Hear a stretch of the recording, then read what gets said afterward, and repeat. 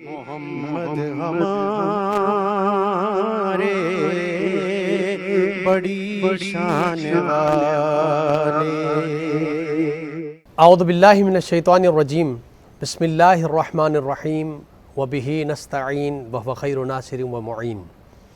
لاکھوں کروڑوں درود و سلام ہو سید الانبیاء رحمت للعالمین امام الانبیاء محمد مصطفیٰ صلی اللہ علیہ وآلہ وسلم پر، ان کی آل پاک پر، اصحاب منتجبین پر۔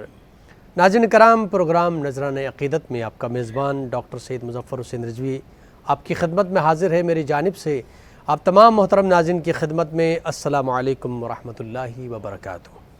ناظرین کرام، اللہ رب العزت کا جتنا شکر ادا کریں وہ کم ہے کہ اس نے اس ماہ مبارک رمضان کی ساعتوں سے مستفید فرمایا۔ یہ ساعتیں ہمیں نصیب فرمائیں، یہ دن ہمیں نصیب فرمائیں، اور اس میں بھی وہ خاص شبیں ہیں جن کا تذکرہ خود قرآن مجید کے اندر بھی ہے۔ شبہائے قدر میں جو آخری عشرے کی طاق راتیں ہیں، اس کے اندر زیادہ سے زیادہ اسلام کے فالورز کو یہ کہا گیا کہ ان شبوں میں آئیں اور اپنے گناہوں کی بخشش طلب کریں، اس لیے کہ جہنم کے دروازے بند کر دیے جاتے ہیں، جنت کے دروازوں کو کھول دیا جاتا ہے، اور مغفرت کا دروازہ کھلا ہوتا ہے۔ اللہ تعالیٰ کی طرف سے آواز آتی ہے کوئی اپنے گناہوں کی بخشش طلب کرنے والا، اپنے گناہوں کی مغفرت طلب کرنے والا؟ یقیناً یہ شبیں بہت ہی محترم اور مقدس شبیں ہیں، اور اس شب جو طاق راتوں میں ایک شب 27، اس حوالے سے اگر ہم تذکرہ کریں تو اللہ رب العزت نے ایک اور بڑا انعام ہم اور آپ کو نصیب فرمایا، وہ ملک خدا داد پاکستان کی صورت میں۔ اللہ رب العزت نے اس ملک کے لیے بھی، اس ملک کے قیام کے لیے بھی ایک بہترین دن اور بہترین شب کا انتخاب فرمایا، اس لیے کہ پورے روئے زمین میں اسلامی ممالک جو اسلام کے نام پر ممالک بنے ہیں، اس میں ایک ہی ملک ہے، وہ اس ملک خدا داد پاکستان۔ مذہب کے نام پہ دو ملک، اس میں ایک اسرائیل یہودی مذہب کے نام پہ بنا، اور ملک پاکستان واحد ملک ہے دنیا میں جو اسلام کے نام پر بنا، جس کا نعرہ یہی تھا کہ پاکستان کا مطلب کیا، لا الہ الا اللہ۔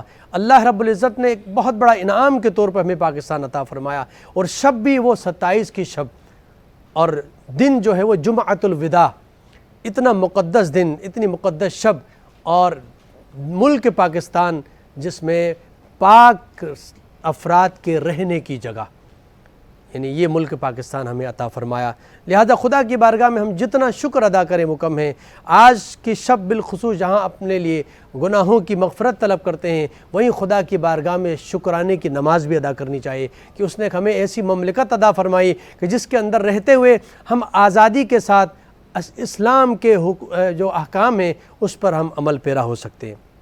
ناظرین کرام، یہ آزادی خدا کی نعمت ہے۔ آج اس پروگرام میں ہم نے جید علماء کرام کو مدعو کیا ہے، وہ اس عنوان سے شبہائے قدر میں جو 27ویں شب ہے، اس کی فضیلت اور اس کا مقام، اور خود ہمیں جو اللہ تعالیٰ نے انعام کے طور پہ پاکستان عطا فرمایا، اس حوالے سے گفتگو کریں گے۔ ہمارے ساتھ اسٹوڈیو میں ممتاز علماء کرام تشریف فرما ہیں، ان کا مختصر سا تعارف آپ کے سامنے میں پیش کرنا چاہوں گا۔ میرے ساتھ تشریف فرما ہے ممتاز مذہبی اسکالر مفتی محمد شیر سروری قادری صاحب۔ السلام علیکم ورحمۃ اللہ وبرکاتہ۔ بہت شکریہ آپ ہمارے پروگرام میں تشریف لائے۔ ہمارے ساتھ دوسرے مہمان ہیں حجت الاسلام والمسلمین مولانا علی طاہری صاحب، ہمارے ساتھ تشریف فرما ہیں۔ السلام علیکم ورحمۃ اللہ وبرکاتہ۔ بہت شکریہ آپ ہمارے پروگرام میں تشریف لائیں۔ سلسلہ گفتگو کا باقاعدہ آغاز کرنا چاہوں گا، اور سب سے پہلے مفتی صاحب آپ کی خدمت میں سوال رکھنا چاہتا ہوں۔ اللہ رب العزت نے جہاں پر کچھ دنوں کو فضیلت عطا فرمائی، کچھ شبوں کو فضیلت عطا فرمائی، اس سے قبل پچھلے مہینے میں ایک شب جس کا تذکرہ بھی ہوا، وہ شب براعت کے نام سے یاد کی جاتی ہے، وہ بھی بہت ہی محترم شب ہے۔ لیکن شب براعت کے ساتھ اب ہم جب شب قدر کا تذکرہ کر رہے ہیں تو ان دونوں کے درمیان کس کو زیادہ فضیلت اللہ رب العزت نے عطا فرمائی؟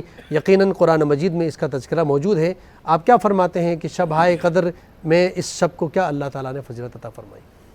الحمدللہ رب العالمین، والصلاة والسلام علی من کان نبیا وآدم بین الماء والطین، وعلی آلہ الطیبین الطاہرین واصحابہ الراشدین المہدیین، اما بعد، اعوذ باللہ من الشیطان الرجیم، بسم اللہ الرحمن الرحیم۔ قال اللہ تبارک و تعالی فی القرآن المجید والفرقان الحمید، لیلۃ القدر خیر من الف شہر، صدق اللہ العظیم و صدق رسولہ النبی الکریم۔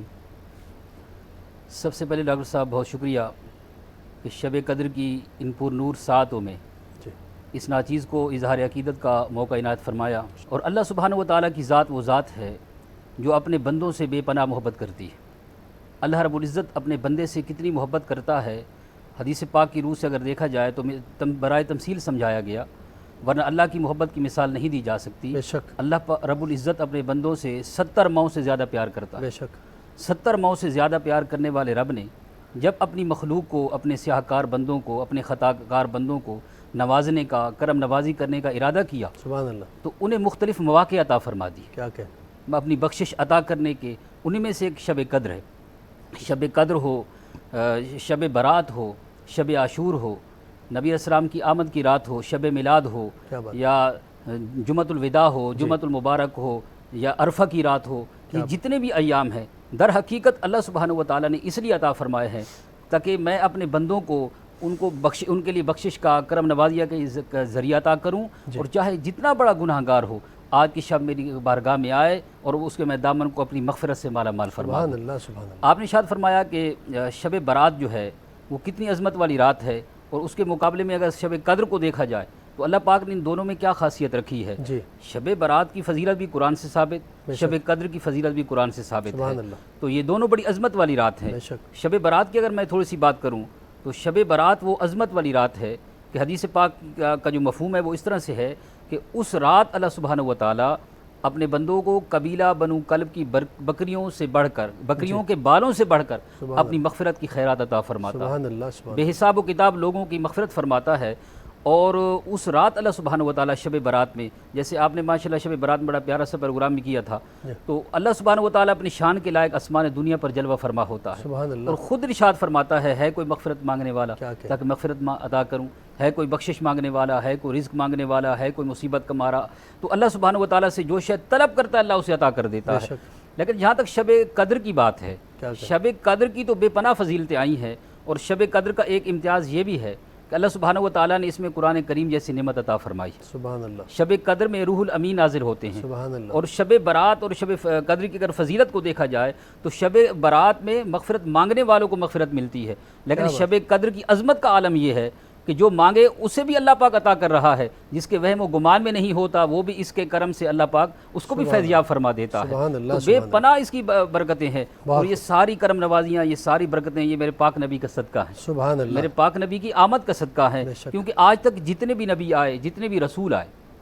کوئی رسول اپنی امت کے معاملے میں اتنا حریص نہیں تھا، کوئی رسول اپنی امت کے معاملے میں اتنا حریص نہیں تھا، اتنا فکر مند نہیں تھا، کوئی نبی اور کوئی رسول، سارے نبی رتبے والے، سارے شان والے، سارے بلند مقام والے، بے شک، لیکن اپنی امت کے لیے اتنا غمناک کوئی نبی نہیں ہوا کرتا تھا، کیا کہنا، اتنا غمناک کوئی نبی نہیں تھا۔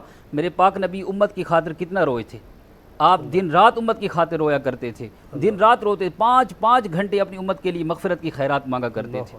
تو اللہ سبحانہ و تعالیٰ نے جبرائیل امین کو بھیجا، ایک بار اب اتنا روئے کہ 5 گھنٹے جب گزر گئے مقام عرفہ پر، تو اللہ سبحانہ و تعالیٰ نے جبرائیل امین کو بھیجا اور آپ نے فرمایا کہ میرے حبیب سے کہیے کہ آپ امت کے معاملے میں اتنے غمناک مت ہو جائیں، اللہ، اتنے فکر مند مت ہو جائیں، امت کا معاملہ میرے کرم پہ چھوڑ دیں، امت کا معاملہ جو ہے میرے کرم پر چھوڑ دیں، وَلَسَوْفَ يُؤْتِيكَ رَبُّكَ فَتَرْضَىٰ، میں امت کے معاملے میں آپ کو اتنا عطا کروں گا کہ آپ راضی ہو جائیں۔ سبحان اللہ، تو بس اللہ سبحانہ و تعالیٰ نے یہ شب قدر عطا کی ہے۔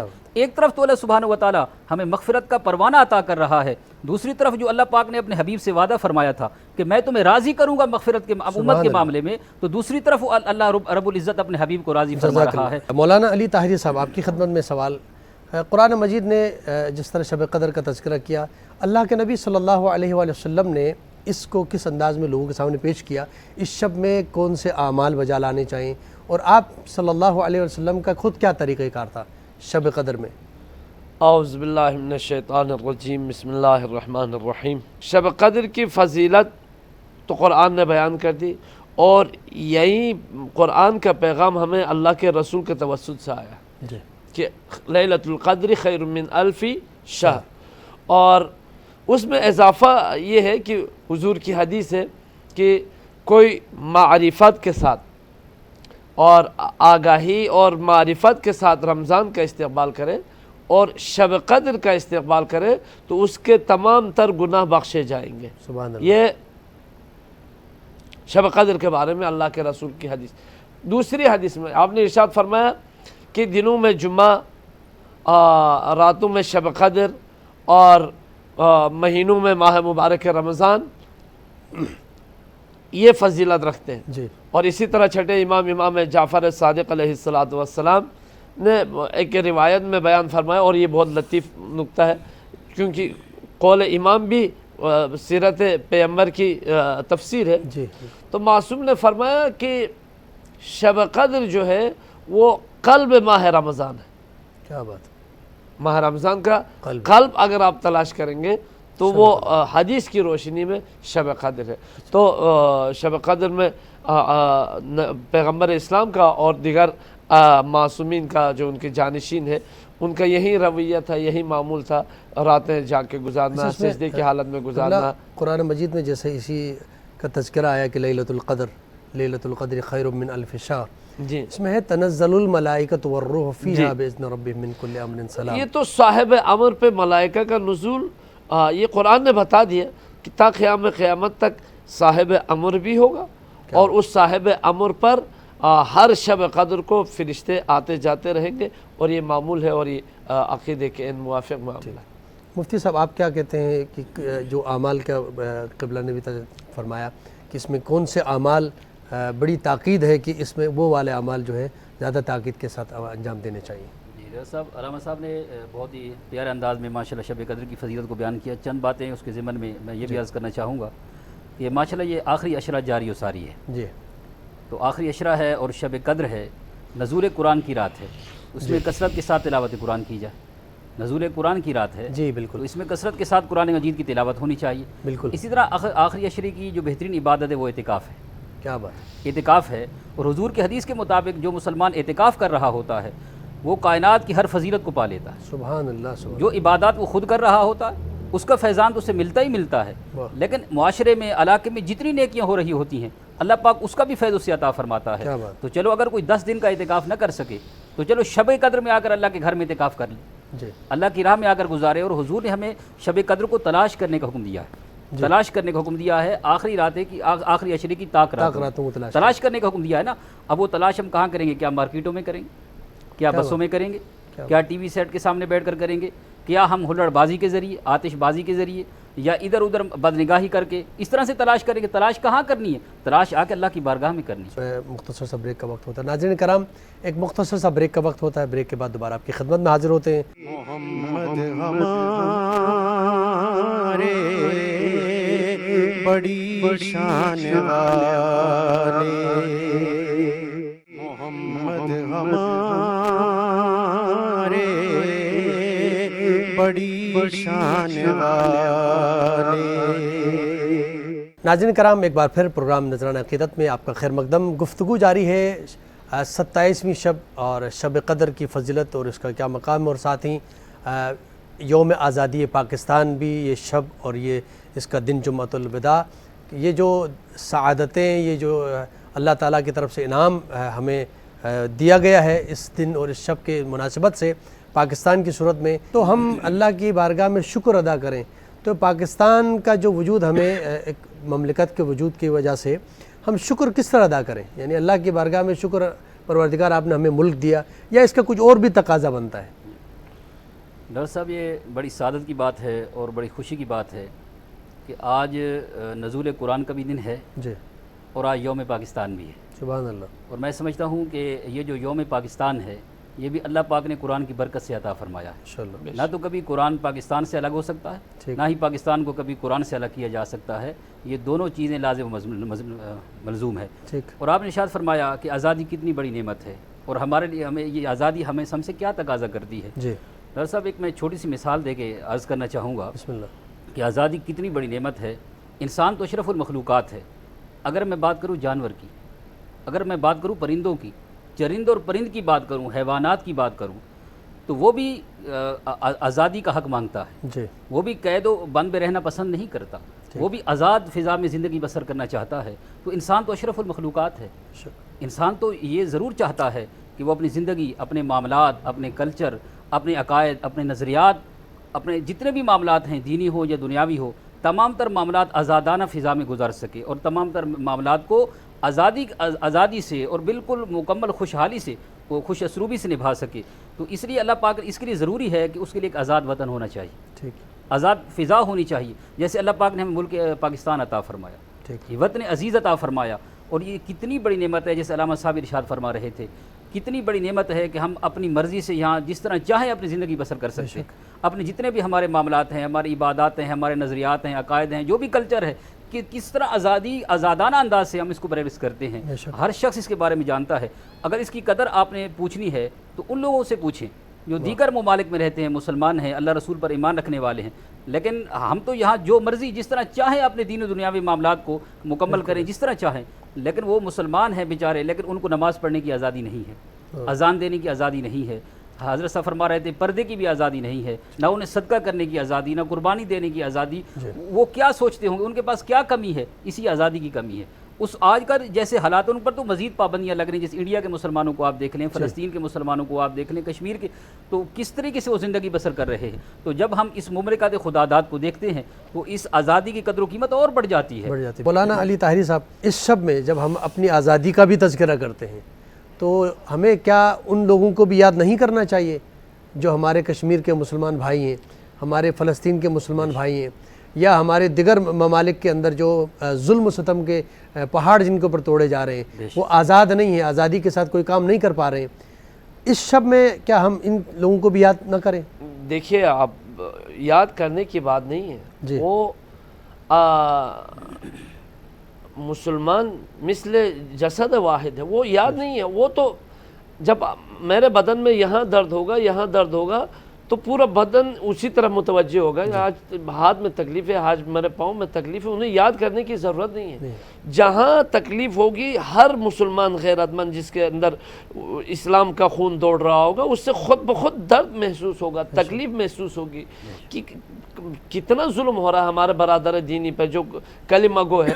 میں تو یہ عرض کروں گا کہ انسانیت کی اس سے بھی ایک منزل آگے جائیں آپ، انسانیت کی بنیاد پر آپ انسانوں کے حوالے سے سوچیں کہ جہاں جہاں ظلم ہو رہا ہے وہ انسانیت کی بنیاد پر آپ جو ہے ان کی مدد کریں۔ تو یاد کرنے والی بات تو بالکل حدیث کی مناسبت سے بالکل متصادم ہے۔ حدیث ہمیں کہتی ہے، اللہ کے رسول کی حدیث، کہ مسلمان ایک بدن کے مانند ہے، جہاں کہیں بھی تکلیف ہوتا ہے تو پورا بدن متاثر ہوتا ہے، اور یہ طبی اصول بھی ہے، جب کہیں کوئی تکلیف ہوتی ہے، کوئی جرم آتا ہے تو بدن تبنا شروع ہو جاتا ہے، بخار چڑھ جاتا ہے، کیونکہ اس جرم کو یا اس وائرس کو جو ہے نا ختم کرنے کے لیے ہوتا ہے۔ بھی یہی صورت ہے، ہمیں یاد آتا ہے اور یاد کرتے ہیں۔ اور پاکستان ہر اول اسلام کا ہر اول دستے کا کردار ادا کر رہا ہے۔ ہمارے حکمران اپنی زندگی میں کچھ بھی ہو، لیکن اسلام اور دین کی غیرت پر کوئی سمجھوتا نہیں ہے، اور یہ بہترین مثالیں ہیں کہ پچھلے قیام پاکستان سے اب تک ہم اسلام کے سرحد کے جو ہے نا ہر اول دستے کا جو کیا کہے کہ کمانڈر کی حیثیت سے ہمارا ملک جو ہے، ہمارے باشندے اس کے لیے کھڑے ہیں، اور ہر کاز کے لیے ہم آواز اٹھا رہے ہیں۔ کشمیر میں ظلم ہوتا ہے تو بھی آواز اٹھتی ہے، یمن فلسطین میں ظلم ہوتا ہے تو بھی آواز اٹھتی ہے، شام میں ظلم ہوتا ہے تو بھی آواز اٹھتی ہے۔ تو بحمداللہ مسلمانوں کی غیرت باقی ہے اور ایمان باقی ہے۔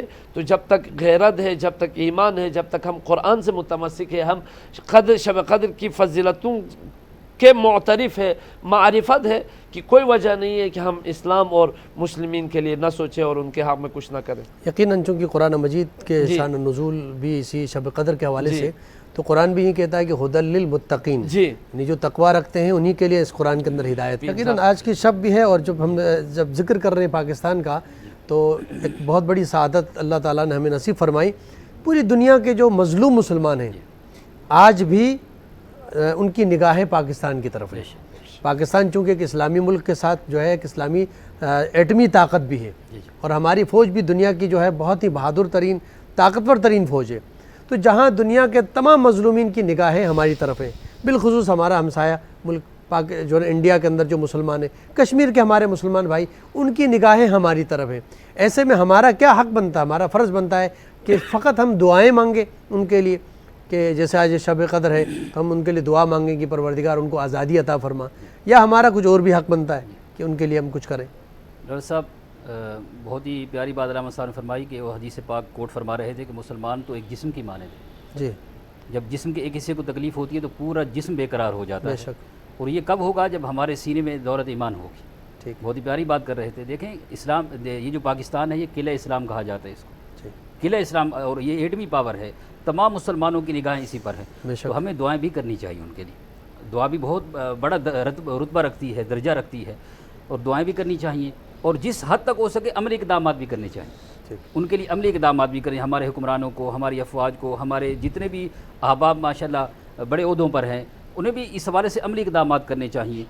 کیونکہ اب خالی دعاؤں سے یا خالی رد کرنے سے یا ان کی تردید کرنے سے بات نہیں بنے گی. مذمت سے کام نہیں چلے گا. مذمت سے کام نہیں چلے گا. یا خالی اتنا کہہ دینا کہ ہم تمہارے ساتھ ہیں، ہم قوم تمہارے ساتھ ہے، اس طرح کہہ دینے سے ان کو کیا فائدہ ہوگا؟ نہیں، بلکہ ہمیں عملی اقدامات کرنے چاہیے. اس حوالے سے آگے بڑھنا چاہیے تاکہ انہیں اس مصیبت سے، اس پریشانی سے نجات مل سکے. بے شک. اور قبلہ فرما رہے تھے کہ نوجوان کو ٹارگٹ کیا جا رہا ہے. بالکل یہ درست فرما رہے ہیں، کیونکہ نوجوان ہماری قوم کا اثاثہ ہے، قوم کا اثاثہ ہے. ان کی تو خاص تربیت کرنی چاہیے، نظریاتی لحاظ سے بھی، اخلاقی لحاظ سے بھی. اور دونوں چیزوں پر حملہ ہو رہا ہے. ہمارے نوجوان جتنے بھی ہیں ان کے نظریات پر بھی حملہ ہو رہا ہے، ان کے اخلاقیات پر بھی حملہ ہو رہا ہے. ان کی ہر لحاظ سے ہمیں تربیت کرنی چاہیے، ملک و قوم کی خدمت کرنی چاہیے، اور ہمیں وطن عزیز کے لیے کسی قربانی سے دریغ نہیں کرنا چاہیے. اور دیکھیں کشمیر کے جتنے بھی ہمارے مسلمان ہیں یا دیگر جتنے بھی ممالک ہیں جہاں پر ظلم و ستم ہو رہا ہے، جہاں پر ظلم و ستم کے پہاڑ توڑے جا رہے ہیں، اگر آج ہم ان کے لیے کچھ نہیں کریں گے اور خالی مذمتی بیان دیتے رہیں گے تو پھر ہم آخرت میں اللہ اور اس کے رسول کو کیا منہ دکھائیں گے؟ بے شک. مسلمان ہونے کے ناطے ہماری شرعی ذمہ داری ہے، ہمارا یہ فریضہ ہے، یہ شرعی تقاضا ہے کہ ہم ان کے لیے جتنا کچھ ہو سکے ہم ان کے لیے آگے بڑھیں، اللہ سے مدد مانگیں، اس کے نبی سے مدد مانگیں، اور ان کے لیے ضرور کچھ نہ کچھ کرنا چاہیے. اور یہ ہماری شرعی ذمہ داری ہے، اور قرآن بھی ہمیں اسی چیز کی تعلیم دے رہا ہے. اور آج کی یہ عظمت والی شب، اس حوالے سے میں ایک بات اور بھی عرض کرنا چاہوں گا کہ اللہ پاک نے ہمیں شب قدر کو تلاش کرنے کا حکم دیا ہے.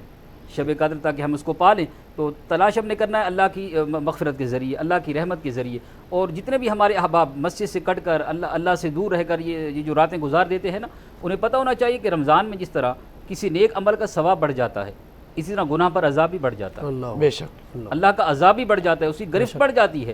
تو کہیں ایسا نہ ہو کہ ایک طرف وہ مالک کریم، دیکھیں اللہ پاک رحیم بھی ہے، کریم بھی ہے، مہربان بھی ہے، ستار بھی ہے، کریم بھی ہے، غفار بھی ہے، لیکن وہیں وہ جبار بھی ہے، بے شک. وہیں وہ قہار بھی ہے. تو کہیں ایسا نہ ہو کہ اللہ کے غضب کے سامنے کوئی آ جائے اور وہ اس کو اللہ پاک تباہ و برباد کر دے. تو آج کی رات جو ہے وہ ہوٹلوں میں، پارکوں میں، ہلڑ بازی کے ذریعے اور غیر شرعی معاملات کے ذریعے نہیں گزارنی. اللہ کے غضب کو نہیں بلکہ اللہ کی رحمت کو یاد کرنا ہے. سبحان اللہ. جملے میں اگر ہمارے ناظرین کو اگر کوئی پیغام دینا چاہے، وقت ختم ہوا. ڈاکٹر صاحب میں جس طرح علامہ صاحب نے بھی بہت پیاری بات کی، یہی پیغام دینا چاہوں گا کہ یہ شب قدر بھی خدا کی نعمت ہے، یہ قرآن بھی اللہ کی نعمت ہے، بے شک. اور یہ پاکستان بھی اللہ کی نعمت ہے. بے شک. خدا را اس کی قدر کیجیے. بے شک. اور حدیث پاک کی روح سے کہ اگر کوئی شخص روٹی کی قدر نہ کرے اللہ پاک وہ بھی چھین لیتا ہے. جب نعمت کی قدر نہیں کی جاتی وہ اٹھا لی جاتی ہے. اگر ہم شب قدر کی عزت نہیں کریں گے، اگر ہم قرآن کی قدر نہیں کریں گے، اگر ہم پاکستان کی قدر نہیں کریں گے تو پھر یہ بات بعید نہیں ہے کہ اللہ کا غضب شامل حال ہو جائے. جس نے پاکستان دیا ہے وہ واپس بھی لے سکتا ہے. اگر ہم اس کی قدر کریں گے، اللہ کا شکر ادا کریں گے اور اپنی ذمہ داریاں ادا کریں گے تو اللہ پاک ہمیں ترقیاں عطا کرے گا. مذہبی لحاظ سے بھی، دینی لحاظ سے بھی، دنیاوی لحاظ سے بھی ہمیں ترقی نصیب ہوگی. تو ہمیں قدر کرنی چاہیے پاکستان کی بھی، قرآن کی بھی، اور ہر نعمت کی قدر کرنی چاہیے. اللہ کا شکر ادا کرنا چاہیے. بہت شکریہ قبلہ مفتی محمد شیر سروری قادری صاحب، آپ کا بہت ممنون مشکور، آپ تشریف لائے. مولانا علی طاہری صاحب، آپ کا بھی بہت شکریہ کہ آپ نے بہت خوبصورت گفتگو آپ دونوں نے فرمائی. ناظرین کرام، یہاں پر پروگرام کا وقت ختم ہوا چاہتا ہے. اپنے میزبان ڈاکٹر سید مظفر حسین رضوی کو اجازت دیجیے. اللہ نگہبان. محمد ہمارے بڑی شان والے